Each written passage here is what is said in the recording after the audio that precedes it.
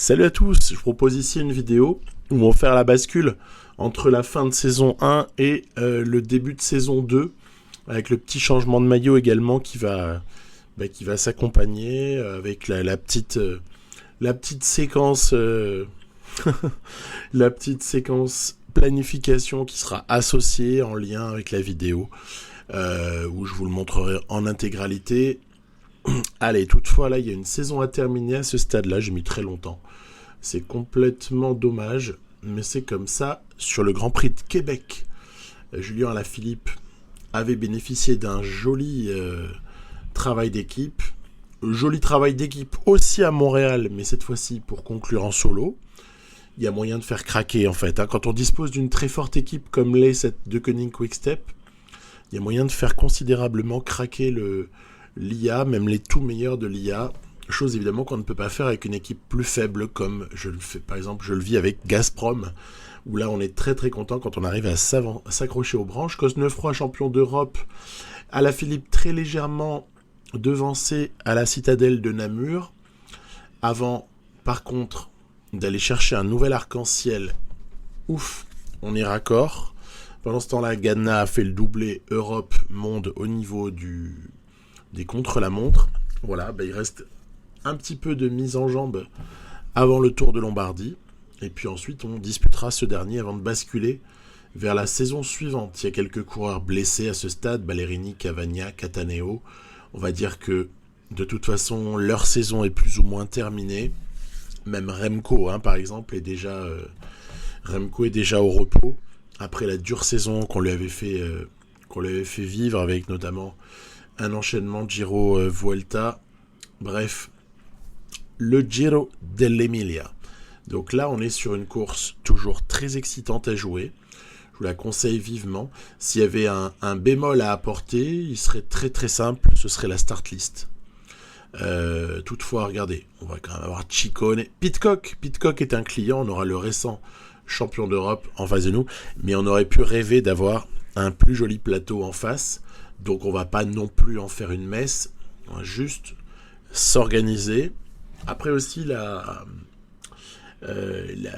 l'enjeu de ce type de course, c'est faire super gaffe à pas laisser partir trop de coureurs. Des fois, vous pouvez avoir sur les 1 HC comme ça, ou sur les 2 HC, vous allez pouvoir... donc ces courses de catégorie entre guillemets inférieure, enfin, ça reste des courses de très très grand standing, mais voilà, inférieur par rapport au World Tour. On va avoir comme ça danger immédiat si une échappée d'une 15, vingtaine, 25 coureurs, même faible, est lâchée. À ce moment-là, on peut très très vite être tous le bec dans l'eau à la fin et constater qu'on n'a jamais été capable de reprendre cette échappée, et la victoire va ainsi échouer à un des membres de cette échappée-là.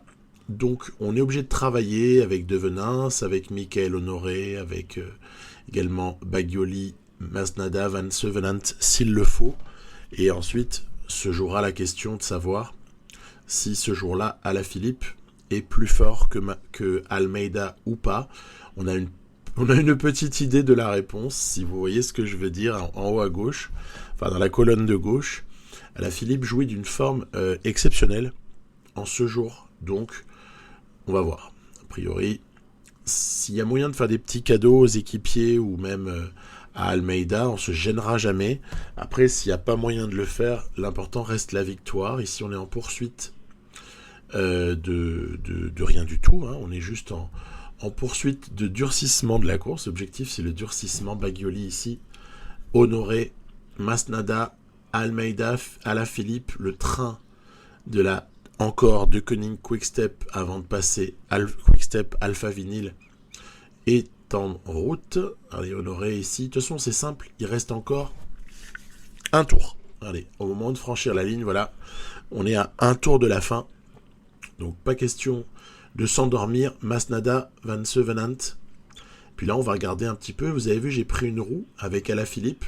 Cette roue s'avère être une bien meilleure option que ne peut l'être le fait d'emmener Almeida. Donc, on va assurer le coup. Pas question de prendre de risque non plus. Après, ça m'a fait de petits regrets parce que regardez, Almeida avait les moyens de s'imposer. J'aurais aimé la lui offrir. Là encore, trop risqué. Je préfère... tant pis. Je préfère Omoric aussi, bien solide. Je préfère assurer le coup plutôt que prendre un risque et me retrouver bec dans l'eau parce que j'ai refusé la victoire avec le leader, le champion. Voilà. On va voir. Ciccone, Mohoric, Fraile, Pidcock, Cosnefroy, Krag Andersen, Ulissi. Ça va, le top 10 n'est pas vilain. Il y a même quelques jolis noms en début de la suite du classement. 11e, 12e, etc. On enchaîne avec les 3 vallées varésines. Alors ici, toujours pareil, plus ou moins la même équipe, hein, c'est la même équipe d'ailleurs, et on a de nouveau un final. Alors celui-ci est moins difficile. Sur le Giro d'Emilia, on avait des pourcentages un petit peu plus forts sur la fin, mais on est quand même sur le même type de course, c'est-à-dire une approche longue, et ensuite des tours de difficulté. Donc voilà une épreuve que j'adore aussi disputer. Je la trouve sympa, faut juste en avoir le temps. On a un peu d'adversité là aussi, essentiellement Ineos, mais quand même, hein, on peut quand même être surpris. Il peut y avoir quelqu'un qui sort du bois, hein. On sait jamais, un Bahreïn Victorious, un IF1. Attention, tout de même, pas d'excès de confiance. On va essayer de résumer les choses sans trop non plus s'attarder. Regardez, premier passage, il en reste encore exactement 4 au moment où je suis là. Voilà, on est descendu maintenant. Petit ravito pour Dries de Venins. Tactique a priori toujours la même, à savoir si j'ai la possibilité de faire gagner quelqu'un, un peu comme j'avais fait beaucoup plus tôt dans la saison avec Bagioli sur la Classica San Sebastian. S'il y a moyen de partager un petit peu, on se gêne pas. Par contre, s'il n'y a pas moyen, il faut qu'Alaphilippe se dépouille pour essayer de la prendre. Donc je ne joue jamais autrement que selon ce principe-là. Allez, encore 2 fois cette montée, une fois qu'on aura passé la ligne. Regardez, il y a une petite zone de replat, hein, qui précède la ligne. Donc attention, il va falloir sprinter. Et un coureur rapide, puncher, peut surprendre Alaphilippe sur ce type d'arrivée. On notera également que Honoré peut-être aurait les moyens ce jour-là de puncher convenablement, mais danger. Notre travail, on s'en aperçoit ici à une montée de la fin, à moins de 4 km de la fin. On s'aperçoit que notre travail a quand même permis, le travail d'équipe, d'éliminer pas mal d'adversités. Donc c'est parti. Honoré, Van Sevenant, ensuite, allez, effort max, quasi max, on sprint, hein. On va pas mollir dans ce contexte-là. Vous voyez, j'ai calé Alaphilippe dans la roue de Kwiatkowski. Vous vous demandiez peut-être pourquoi est-ce qu'on le voyait pas. Parce que je me méfiais du Kwiat et je me disais, on sait jamais, le gars est capable. D'ailleurs, ça m'a ravi la victoire récemment de Kwiatkowski sur l'Amstel. J'ai trouvé ça un très très joli moment, même si j'étais triste pour notre Français, mais honnêtement, Kwiatkowski qui regagne une jolie classique, c'est extraordinaire. Bon, là en l'occurrence, la roue de Kwiatkowski était la bonne roue. Derrière, ni Bettiol, ni Ulissi, ni qui que ce soit n'ont réussi à exister. Ok, on passe à la suite. Alaphilippe est en grande forme. Tenez-vous bien, je crois que sur la saison là, donc elle a mis longtemps à vous être proposée, mais ça c'est encore un autre débat. Mais par contre sur la saison, dans la partie, je pense qu'on n'a pas été loin des 30 victoires. Pour Julien Alaphilippe, alors évidemment 30 victoires, pas forcément 30 bras levés, mais 30 victoires au sens global cumulé, hein. Des fois, si tu gagnes le Tour du Pays Basque, tu as une victoire en plus sur le général, évidemment. Bref, c'est comme dans la réalité, hein, sur PCS Stats, hein, par exemple. Donc ici, quelques jours plus tard, Milan-Turin. Milan-Turin qui termine avec de très forts pourcentages. Tadej Pogačar est présent. Le vent ne causera pas de soucis majeurs a priori. On surveille l'échappée. Toujours pareil. Ce serait quand même dommage de se faire souffler la victoire, surtout de se priver d'une explication entre cadors. Donc pas question de prendre le moindre risque. Si je vois que ça commence à augmenter, or là ça y est, déjà le travail de certaines équipes a suffi, mais à ce moment-là on n'hésite pas à mettre quelques hommes pour travailler, pour essayer de revenir, même si j'ai pas une équipe qui est trop composée de rouleurs, faut quand même le concéder. On n'a pas vraiment les coureurs, on n'est pas sur un grand tour, on n'est pas avec Asgreen, Lampard et compagnie au cas où. Donc là, non, on n'est qu'avec des punchers ou des mecs qui sont vraiment capables de grimper. Allez, premier passage. Ici, donc on va reprendre l'échappée. Attention, c'est l'initiative ici de la Bora Hansgrohe qui accélère. Pour qui est-ce? Peut-être Schachmann, on va voir. En tout cas, Kelderman, on voit, se dépouille. Il y a un Bahreïn Victorious également qui se fait du mal. Allez, on est en tout cas en très très belle position. Il ne reste plus qu'à entourer Alaphilippe. Peut-être même pour permettre à Almeida d'être emmené par le champion français. On ne sait jamais. Allez, c'est parti. Dernière ascension. On est... Infirmez-moi dans les commentaires si je me trompe. Je crois que c'est Superga, bien sûr. Ici, cette montée finale. Alaphilippe va donc rester positionné. Vous voyez, je pousse même pas pour le moment. Je pousse même pas en effort curseur. On va attendre un petit peu. Ah, ça s'excite. Schachmann, justement, c'est pour ça qu'ils avaient travaillé tout à l'heure, la Bora Hansgrohe. Ciccone a suivi derrière. Attention quand même, faudrait peut-être se réveiller. Mais c'est long une ascension comme celle-ci. L'ascension est longue. Il y a largement encore le moyen de produire un effort. Alaphilippe en l'occurrence. Attention à Pogačar qui est dans la roue plus ou moins à gauche. Là, il est caché. Oh, le sprint. Le sprint, c'est qui est passé comme ça? Était-ce Moric? Oui, c'était Moric énorme, quoi. Le mec est juste incroyable en cette fin de saison. L'occasion aussi de tirer un coup de chapeau aux Slovènes pour cette somptueuse victoire sur Milan-San Remo IRL il y a quelques semaines. Je crois que j'ai pas beaucoup publié depuis, donc c'est l'occasion de dire un mot de Moric. Allez, jolie victoire d'Alaphilippe. On a réussi à devancer Pogačar. Vous voyez, c'était intéressant parce que à l'aube d'une saison suivante où tout ce qui va m'importer va être essentiellement d'aller essayer de gagner un Tour de France avec Almeida, et c'est la raison pour laquelle je l'ai re-signé au nez et à la barbe de Pogačar, en tout cas c'est ce que j'espère. Perçois qu'une montée comme celle-ci ne pose aucun souci même à Alaphilippe, malgré le 76 en montagne, qui n'est pas non plus exceptionnel, juste sur les qualités physiques, sur les qualités de punch. Donc Alaphilippe, sur pas mal de terrains, sur le Tour de France, doit pouvoir aider Almeida. Je l'alignerai sur le Tour volontairement. Et ensuite, ce sera à Almeida de s'expliquer avec le Slovène, voire même avec Bernal, on ne sait jamais, si on a du gros Bernal sur le Tour de France. Donc ça peut être une bataille assez exceptionnelle. Et là encore, si Roglic se mêle à la partie, on peut encore avoir quelque chose d'encore plus cool à jouer et à regarder. Allez, Tour de Lombardie pour boucler la saison. Donc ça, c'est un rendez-vous particulièrement important.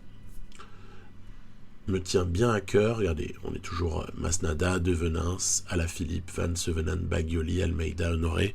Toujours la même équipe, toujours la même équipe. Si on était dans un sport collectif, j'invoquerais la cohésion d'équipe. Voilà, je peux rien dire. Mais c'est clair que avec cette équipe-là, Alaphilippe a vraiment de quoi voir venir. Et vous verrez qu'on a quand même une petite idée en tête pour éventuellement Almeida. S'il y a possibilité de jouer quelque chose, on ne va pas se gêner. Allez, nous ne sommes que dans la première moitié du Tour de Lombardie, donc tout ça se passe relativement tranquillement. Il faut juste pas regarder le prix de l'essence en passant, parce que sinon ça fait mal. Voilà, parce que les stations sont paramétrées par le jeu à des prix normaux. C'était avant que le monde devienne complètement dingue et que la spéculation ne fasse son œuvre. C'est parti. Dernière difficulté, dirons-nous, avant d'entrer dans le vif du sujet. Ce sera juste après. Vous voyez Almeida, il zone en 50e position. Là, on le rapproche un petit peu, mais peinard, tout va bien. Alaphilippe, il n'y a même pas d'effort à faire pour être aussi très très proche de la tête. L'échappée n'est pas assez constituée. 5 coureurs, c'est trop peu, quoi qu'il arrive. Tiens, Van Der Poel, attention. Attention, Van Der Poel. Toujours un petit mystère quand on voit Mathieu Van Der Poel aligné là. On sait, nous, joueurs de PCM, que l'on peut gagner avec Van Der Poel le Tour de Lombardie. L'IA peut-elle le faire? C'est tout ce qu'on va regarder également cette fois-ci. Accélération ici dans Madonna del Ghisalo, première partie. Avant, regardez, d'arriver ici sur la fin. Il y a eu quand même un bel étirement de ce peloton, et notamment inspiré par... il y avait des UAE là qui allaient comme des malades. On a eu évidemment Ciccone qui a tenté la sienne, mais je ne suis pas tout à fait persuadé que ce soit une très bonne idée de s'épuiser de la sorte. Il aurait peut-être mieux valu attendre Il Muro di Sormano. Allez, c'est parti. Colma di Sormano. Là, encore une fois, peut-être accélération en vue. En tout cas, tâchez d'exister, restez aux avant-postes. Alors, on a déjà perdu 2 équipiers, c'est pas évident. On va perdre Honoré dans très peu de temps. Bagioli, il n'y en a pas pour des masses. Et on va peut-être se retrouver juste avec Alaphilippe et Almeida dans très très peu de temps. Donc, essayons d'exister sans non plus se prendre une cassure, auquel cas on consommerait énormément d'énergie à revenir, ce qui serait assez dramatique pour l'issue de la course. On n'est pas loin de basculer à gauche. Ça va se faire là. Oui, non, c'est vrai que dans ce variant-là, on ne bascule pas à gauche. Il y a une série de petits tournants. C'est plus proche de la réalité d'ailleurs. Ça ressemble plus à ce qu'on voit là, le mur de Sormano, qu'à ce qu'on voit dans la version de base du jeu. David Gaudu qui attaque. Énorme. David Gaudu qui y va, qui lâche les chevaux. C'est un magnifique tentative. Ça m'a presque donné envie de faire la même chose, mais j'en ai pas les moyens. Et là, on va quand même tenter. Allez, c'est parti. Ouais, parce que je pensais à Almeida dans cette optique-là. On va se dire que la petite alliance des 2 Français, la Gaudu Alaphilippe, ça pourrait être super sympa. 20 secondes sur les poursuivants. Ah oui, mais les poursuivants sont en fait là immédiatement. Regardez, Roglic, Pogacar. J'ai aperçu un Ineos également, c'est Adam Yates. Bon, 5 hommes de tête. L'histoire est en marche. Ouais, ça va être compliqué. Elle est longue l'ascension, Elle est terrible. Elle fait mal. Et je trouve que ce variant est quand même encore meilleur que le variant de base. Il n'y a rien à dire. Zut, malheur pour lui, Roglic s'est fait distancer. Que dire de Almeida qui est dans le groupe encore derrière? Roglic se retrouve un petit peu coincé entre 2 groupes.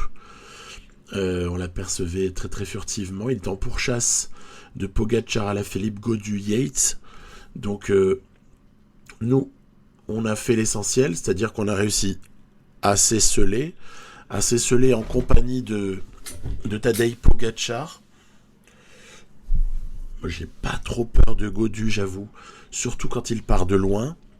J'ai plus peur de Gaudu qu'on ne verrait pas surgir parce que on ne se méfierait pas de lui, mais là, sur un petit groupe, il n'y a pas lieu de s'affoler. Tiens, et dans ce groupe, Van Der Poel est dans le groupe Almeida. Ça veut dire qu'il a franchi Sormano de très très belle manière. Derrière, devant, évidemment, ça attaque dès lors que tu t'occupes 2 secondes de ton coureur à l'arrière. Magique. Allez, ça continue. Bon, après, ça attaque. C'est pas illogique non plus que le jeu attaque parce qu'il estime que les relais pris par mon coureur ne sont pas suffisants. Allez, c'est bon ça. Approche de San Fermo della Battaglia. Vous avez vu, on n'a pas le Civiglio dans cette édition. Pas de Civiglio. On a San Fermo della Battaglia en juge de paix. On va y arriver. Donc évidemment, c'est mort et enterré pour les hommes de derrière, a priori. Et ça va se jouer à 4. Ça va se jouer à 4 avec déjà un sprint ici, en approche de la dernière difficulté du jour, qui faut-il surveiller? Est-ce un mano à mano entre Pogačar et Alaphilippe, ou est-ce qu'il faut qu'on se méfie d'un troisième homme? Regardez-moi ça, très joli. Belle attaque de Gaudu, qui essaie de surprendre tout son monde. Du coup, je suis obligé de réagir, il me fait travailler le bougre. Il me fait travailler, essaye de contrer, non, pas vraiment. Ah, attention ici, oh là là là là, le vilain. Je me suis fait contrer par Pogačar comme un bleu. Comme un bleu, donc on va essayer de faire quand même l'effort ici de tout donner. Oui, parce qu'on a déjà basculé, hein, ça y est, ça a basculé. Arrivé dans moins de 4 km, heureusement. Alaphilippe, avec ses qualités de descendeur hors pair, va faire tout ce qu'il peut. Déjà, il a repris Pogačar pour essayer, allez, peut-être pas de se distancer, mais au moins de récupérer de l'énergie, puis sprinter comme un fou furieux. Offensive, victorieuse. Le coup n'est pas passé loin. Hein. Souvent, je vous propose en vidéo une victoire en solitaire sur le Tour de Lombardie. Bah là, j'en étais bien incapable, hein, parce que c'était très très chaud. Et il m'a manqué le Civiglio, je pense. Je n'aime pas le fait qu'il n'y soit pas. Je trouve que c'est quand même tellement plus rigolo si on a le Civiglio avant Sanfermo della Battaglia. Mais bon, bref. C'est comme ça, on accepte les variants. C'était les variants 2021, il faut jouer avec. Pogačar a donc été battu par Alaphilippe qui réalise son petit grand chelem italien à lui en toute fin de saison. Je l'ai déjà dit tout à l'heure, on a, je ne sais plus si c'est atteint ou dépassé la 30aine de victoires. Ça fait juste mal aux yeux quand on regarde les victoires. Et Van der Poel, 5e, hein, la classe. La classe Van der Poel. Il a quand même réussi à tirer son épingle du jeu.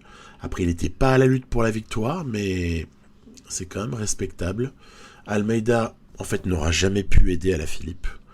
Les seuls qui ont aidé Alaphilippe sont les équipiers qui se sont fait malheureusement éliminer très très tôt, avant même le mur de Sormano. Hein. Voilà. Fin de saison, on vise le 25 octobre. Pourquoi ? Parce que le 25 octobre, on a le bonheur d'accueillir nos recrues. C'est quoi nos recrues ? C'est Wout Poels en tant que coureur expérimenté pour aider sur les grands tours. C'est Sobrero pour avoir une version moins chère, low cost et moins forte aussi de Rémi Cavagna. Et après, ce sont des jeunes. Il y a ce petit Westerdal qui promet. Il y a le petit Jean-Marie Billot qui honnêtement ne paraît pas inintéressant. Puis après, vous avez petit Giacomezzo. Ça, c'est plus un futur Flandrien. Paco ressemblerait un petit peu à un spécialiste de CLM. Il y a peut-être du potentiel de sprint chez Kuipers. Et après, Hosek en coureur par étape. Et le bon vieux baroudeur hollandais pour venir tenir compagnie à Poels et Jacobsen. Ça, c'était les recrutements de l'été. On le sait déjà, mais maintenant, ils sont présents. On avance un petit peu. Il y a eu un vote. Et ce vote a couronné Alaphilippe comme coureur de l'année. Quelle surprise! Jean Almeida, seulement 3e malgré un doublé Giro-Vuelta. Donc force reste au Tour de France. Puis pour ce qui est d'Alaphilippe, force reste à 4 victoires sur le Tour de France. Champion du monde. Milan-San Remo, Liège, Lombardie, donc 3 monuments. On a également Tirreno Adriatico qui a été pris. Le Tour du Pays Basque également pris. Ça fait pas mal tout ça. C'était une période où Alaphilippe était vraiment injouable. Hein. La première partie de saison, c'était incroyable. Sur le Dauphiné, on s'est fait éclater. Pologne, on n'est pas passé loin, mais Wout van Aert avait été juste fabuleux. On avait réussi le triplé ardennais. Et après, des petites victoires jamais évidentes, mais toujours agréables en Bretagne, au Québec et sur les Strade Bianche. Voilà. Donc voilà des petites... Enfin, c'est une saison absolument irréaliste. Ça, c'est des choses qui n'existent pas. Mais en même temps, si on le fait pas, on peut s'en vouloir. Le deuxième de ce classement, je le disais juste avant, c'est quand même le vainqueur sortant du Tour de France. 3 victoires d'étape. Je crois qu'il n'y a pas eu vraiment photo. Le gars fait quand même de grosses perfs, même si on sera heureux à jamais de l'avoir battu sur Paris-Nice avec Remco, de l'avoir battu sur le Tour du Pays Basque. En revanche, rien à faire sur le Dauphiné et donc sur le Tour de France. Et après, le garçon aura voulu exister dans cette saison. Il aura fait tout ce qu'il aura pu et se sera heurté à un moment donné à un mur de Deceuninck Quick-Step, le Wolfpack étendu étant quand même assez performant. Almeida avec sa petite année de contrat à venir, assez cher payé d'ailleurs, avec un seul objectif, c'est essayer de remporter les 3 grands tours en 2 ans, après ce Giro, après cette Vuelta, après des petites perfs très honorables, après aussi une progression dans les notes qui était pas dégoûtante. Voilà, c'est plutôt une bonne saison, très joli podium, et on passe à la suite après avoir un mini échantillon de ce palmarès, je dirais, de la saison Roglic, Bernal. Voilà, on voit les hommes à battre sur le prochain Tour de France. Remco devra s'employer, lui, sur le Giro. Voilà. 3e Giro, 3e Vuelta, victoire d'étape, victoire sur Paris-Nice. Honnêtement, elle est pas mauvaise, pas mauvaise cette saison. Donc c'est juste qu'on attend encore un petit peu mieux. Au passage, petit mot, quelle victoire de Remco à Liège. Invraisemblable. De partir d'aussi loin c'est exceptionnel dans la Redoute, si je dis pas de bêtises, voilà. Bilan PCM via PCMCE. Honnêtement, c'est toujours plus joli présenté comme ça. J'adore cet outil, puis d'ailleurs, je m'en suis servi un petit peu plus loin pour non pas changer les maillots, ça plutôt avec Fast Editor, mais pour plutôt s'occuper de la planification. Donc là-dessus, il y aura une vidéo qui sera en lien avec cette vidéo-là et qui sera entièrement dédiée à la planification. Donc voilà, vous aurez le lien qui sera sous cette vidéo-là, en premier commentaire, là. Je mettrai l'intégralité de tout ce que j'ai fait et dont vous voyez un aperçu ici. Comme ça, si certains sont intéressés ou veulent comprendre pourquoi, par exemple, je n'ai rien mis au Tour de Romandie à ce stade-là, pourquoi on voit déjà des stages apparaître, pourquoi quels choix ont été faits pour quel coureur. Tiens, j'avais oublié la Vuelta, donc c'est l'occasion de rajouter, mais à mon avis, on n'ira jamais jusqu'à la Vuelta. On ira jusqu'au Tour de France, ce sera déjà une forme de petit miracle en regard de ce qui est devenu mon temps libre ces derniers mois, c'est-à-dire pas grand-chose, donc très peu de possibilités de jeu. Voilà, début de saison très chargé, on prépare les gars, certains vont sur les classiques, d'autres ont une mission à Paris-Nice comme Almeida, et d'autres ensuite vont avoir la mission de soutenir le grimpeur portugais sur le Tour de France. Donc ça, ce sera dans les courtes semaines à venir, puisque il y a intérêt à se manier dans un épisode qui aura cette tête-là, la miniature, la voici. Et donc, je développe pas plus, on va plutôt passer à la suite. Alors, qu'est-ce qui se passe ? Eh bien, écoutez, sur ce début de saison, Alaphilippe se contente de figurer. Mais déjà, il n'y a pas de blessure notoire. Ça, c'est déjà l'essentiel, en fait, pour moi.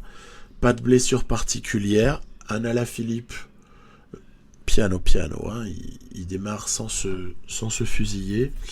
Un Remco qui démarre plutôt pas mal. Il y a eu Tour de Valence qui a été remporté en simulation. Après, sur un tour d'Antalya, presque victorieux, mais pas. Puis il y a le cas Almeida, si on s'intéresse à nos 3 hommes qui grimpent le mieux ou qui peuvent attraper des courses par étapes.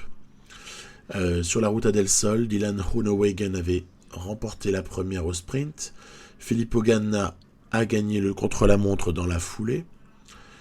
Egan Bernal avait remporté l'étape 3 et Jean Almeida l'étape 4. Ce qui fait qu'en fait, sur l'étape 5, on va tout jouer avec 10 secondes d'avance sur Jean Almeida pour voir si, oui ou non, ce début de saison est déjà bon pour le Portugais ou s'il va falloir attendre Paris-Nice pour se prononcer. J'ai mis Paris-Nice pour Jean Almeida et j'ai donné Tirreno comme objectif à Remco.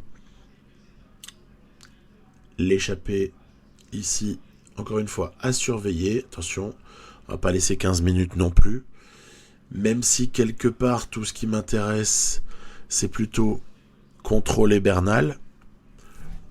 Quand même se méfier de quelqu'un qui aurait 12 minutes de retard au général, et puis le jeu qui pète un plomb, et finalement on surveille rien, ça prend 20 minutes, et puis finalement le général bascule juste sur un malentendu et sur un bug.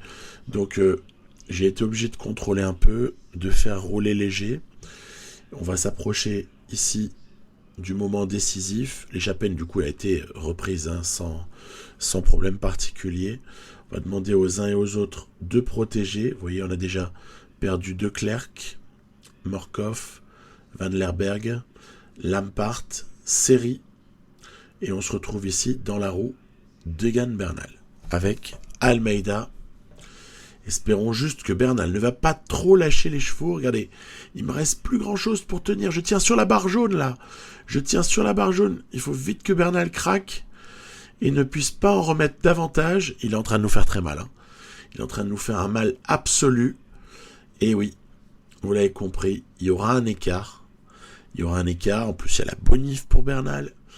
Et oui, c'est clairement une victoire d'Egan Bernal qui, du coup, fait basculer le général de cette Ruta del Sol au dernier moment.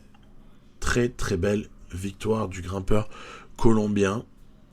Eh bien, je me réjouis que dans cette partie, au moins, il n'ait pas eu un accident à l'entraînement, parce que c'est toujours mieux avec Egan Bernal plutôt que sans lui. Donc voilà, magnifique coureur qui s'impose ici sur ce tour d'Andalousie, avec une deuxième place donc pour Almeida, qui du coup boucle une petite séquence qui n'est pas mauvaise. 5e Tour de la Provence, 2e Ruta del Sol, avec une victoire d'étape surtout, c'est ça que je retiendrai. L'essentiel, c'est que chacun prenne la sienne en début de saison. La petite victoire qui fait du bien au moral. Et là, après, on arrive sur le premier objectif réel de cette équipe Quick-Step Alpha Vinyl. C'est le Omloop Het Nieuwsblad. Donc, la première classique, traditionnellement, même si elle se situe 3 semaines avant Milan-San Remo, elle lance tout de même le début de la saison des classiques. Et il s'agit de ne pas la rater. Van Aert, Van Mark, Van Avermaet. On a des adversaires tout désignés. Ils sont pour la majorité, en tout cas pour les principaux, ils sont belges. On se doute bien où va se jouer cette course. On a tous compris en jouant sur Pro Cycling Manager que cette course va se jouer sur l'enchaînement Mur et Bosberg, bien sûr. Donc, vigilance, il y a un peu de vent, économie ou volonté de faire péter du monde. Toujours la même question en fait. Donc, on pourra se la reposer quelques minutes plus loin pour l'Estrade Bianche. Est-ce que j'y vais modérément ou est-ce qu'on essaie de faire sauter et de terminer en petit comité? C'est pas toujours à notre avantage de terminer en petit comité. Et pour une raison très simple, c'est que parfois on peut piéger l'IA sur des montées pavées, je pense notamment au mur de Grammont. On peut piéger l'IA parce qu'un Van Aert, parce qu'un Van Avermaet se ferait enfermer. Et puis, si on n'est que 4 ou 5, le mec il suit et après il te dépose au sprint. Tentative de Sénéchal ici, voilà, ça fait plaisir, un peu de cyclisme différent. On n'attend pas le mur pour tenter quelque chose. Bon alors malheureusement, Liane a modérément goûté ma notion de différence. C'est-à-dire que dès lors que Sénéchal a essayé de sortir, il est trop fort. Il s'est fait chasser, et en plus personne n'a collaboré, donc ça n'a pas duré bien longtemps. En revanche, regardez-moi ça. Van Aert, je crois que c'est Jen-Pi Drucker là qu'on aperçoit. Le Cofidis un petit peu plus loin devant. Je ne sais plus déjà qui sont les hommes qui sont en compagnie de Van Aert, les autres. Toutefois, obligation, c'était Vermeersch et Ivan Garcia. Cortina, un des chouchous de la maison. Ouais, ok, bah écoutez. Apparemment, Van Aert a voulu partir de loin. Mais regardez, il se relève très intelligemment. Parce que sinon, c'était terminé pour lui. Il ne pouvait plus gagner cette course s'il ne se relevait pas. En revanche, nous, dans le mur, on va pas se gêner pour essayer de faire péter un démarrage. Ici, là, pam, Casper Asgreen, dans les pourcentages les plus délicats et sur la fin de l'ascension du mur, essaie de se décarcasser, voilà, 40 secondes, waouh, ça a grimpé à une vitesse folle. La seule question étant, qu'est-ce qui va rester en magasin? Je me retourne, on regarde un peu, Van Aert, Ivan Garcia Cortina, Van Avermaet, derrière, le temps de gérer un chouïa Ballerini Stibar. Oups, mais j'ai plus de barre, on est dans le Bosberg. Aïe, mauvaise gestion, très très mauvaise gestion. Limite, et quoi? Comment? C'est même pas Van Aert qui nous reprend, c'est Van Avermaet, mais c'est fou ça. Et regardez, Van Avermaet va nous déposer là, très très très très belle séquence. Van Avermaet en fait, le plus fort d'entre tous. Bon, il mérite une petite clacounette aussi, parce que c'est quand même excessivement mal géré. Bon, après, ça se trouve, il était plus fort, il nous aurait posé quoi qu'il arrive. Mais je ne peux pas m'empêcher de m'en vouloir, de ne pas, à la limite, avoir attendu tout en conservant de la barre. Ça aurait pu être une gestion un petit peu plus adéquate. Après, tout le monde est mort. Il n'y a que Van Avermaet qui en a encore sous la pédale. Même Van Aert n'a plus rien. Bon, c'est quand même une hécatombe. Heinrich Hausler, énorme. L'ancien Hausler fait de la résistance. Derrière, on a un groupe de battus là, intéressant. Bon, gloire à toi, Greg Van Avermaet. Je crois que c'est sa 3e grâce à cette victoire virtuelle là. Dans cette partie, ça nous ferait un 3e Omloop et Newsblad pour le formidable champion belge d'AG2R Citroën Team. Bravo. Et il ne me reste qu'une seule course à vous proposer avant de se dire à un de ces jours, Strade Bianche. Donc c'est pas la pire. On a un Davide Ballerini qui est pas au mieux, mais après les informations qu'on m'a données, c'est pas très grave. Et la question qui va se poser, c'est pour qui est-ce qu'on va jouer? Je vous ai montré en entrée de cette vidéo, je vous ai montré, excusez-moi, je vous ai montré pas mal de victoires pour le champion du monde. Pour qui est-ce qu'on va jouer? Vous voyez, je vais protéger Remco et je vais protéger Asgreen d'entrée de jeu. On va les protéger et on va se dire qu'Alaphilippe, au cas où, ramasserait les miettes et n'a même pas besoin de protection sur une course comme celle-ci, tellement il est fort. Théorie à vérifier totalement, parce qu'on peut toujours se faire surprendre. Après, j'en viens au point suivant. On l'a aperçu, mais je parlais d'autre chose et je voulais pas couper mon propos. La start list, on en parle. Donc on était encore une fois sur une start list de l'IA qui était absolument défaillante. Il y a donc un monde d'écart entre le plateau ici aligné, où les plus beaux noms en face de nous sont peut-être Mohoric, Colbrelli. On a quelques quelques jolis noms. Mark Hirschi, bien évidemment, comment ai-je pu l'oublier. On a un Fuglsang, mais un Fuglsang en fin de carrière. Ça fait maigre. On n'est pas très très heureux. Tiens, un coureur Gazprom, vous le voyez là. Ouais, je suis pas super heureux. Ils ont changé de maillot parce que je leur ai changé le maillot moi aussi dans ma carrière. Et comme c'est la même de base de données, le maillot, j'allais dire le nouveau maillot. Alors, il a fait long feu, hein, le nouveau maillot, puisque ils ont pas dû le porter bien longtemps, les pauvres, pendant 2 mois, quoi. 2 mois et demi jusqu'au tour des Émirats Arabes. Donc, stratégie maintenant. Stratégie, est-ce qu'on n'essaierait pas, et c'est ce qui est en train de se produire, de dynamiter cette course par une grosse activité de Matteo Sobrero, de Davide Ballerini et dans un troisième temps d'Yves Lampart, tout en sachant qu'on protège Evenepoel en premier lieu. Sa note de pavé me fait peur en fait, même si ce sont des secteurs pavés à 1 étoile, j'ai quand même une petite inquiétude sur sa capacité à les supporter. Après, on va regarder un petit peu comment se comportera Kasper Asgreen. Est-ce que ça n'est pas trop vallonné? Mais à mon avis, Asgreen, il peut tenir le coup. Et en dernier ressort, on a Julien qui attend Pénard.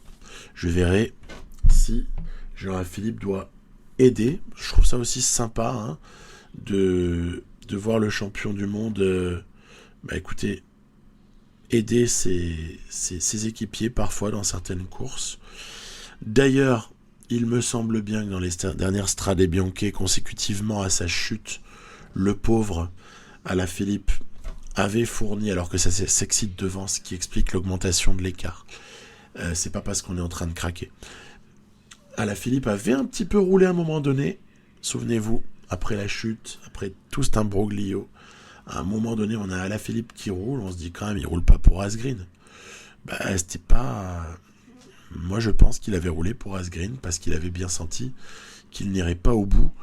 Lampart, Evenepoel, Asgreen. Allez, on espère pouvoir libérer la bête au bon moment. On est en train de reprendre un à un certains échappés. Regardez, il en reste plus que 2 à ce stade-là. Ils se sont bien disloqués. Le peloton des favoris a considérablement réduit au moment où... Regardez, on va essayer d'en poser une. Kasper Asgreen, c'est parti. Qui va réagir? Là, je le demande, qui va réagir? Il n'y a que des leaders. C'est Levins qui choisit d'y aller. Excellent. Dès lors, hors de question de laisser Levins nous ramener tout le monde sans ramener Alaphilippe.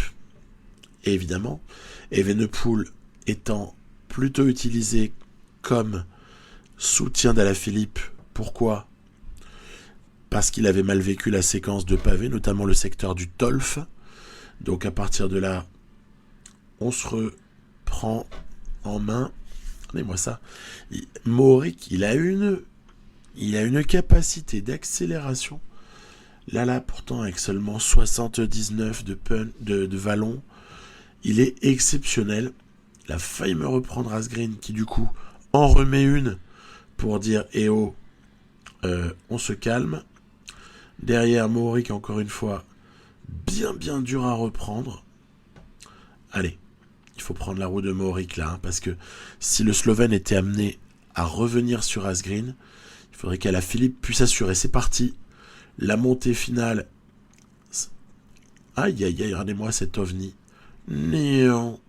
On a Mohoric qui a remonté, qui a avalé Asgreen à la vitesse grand V, et donc, pas le choix, obligé de trancher, et obligé de le faire dans l'instant, hein, pas réfléchir après coup. Hein. Ouais.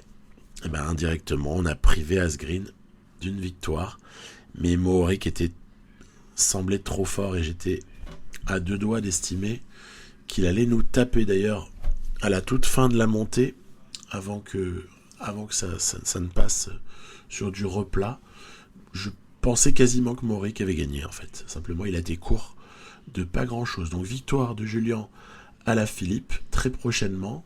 je vous proposerai des versions un petit peu accélérées de certaines choses, même si évidemment on n'accélérera jamais les monuments, on les respecte trop, le but étant quand même d'aller, tout en respectant les grosses épreuves, d'aller le plus loin possible jusqu'au Tour de France. A plus, bye bye.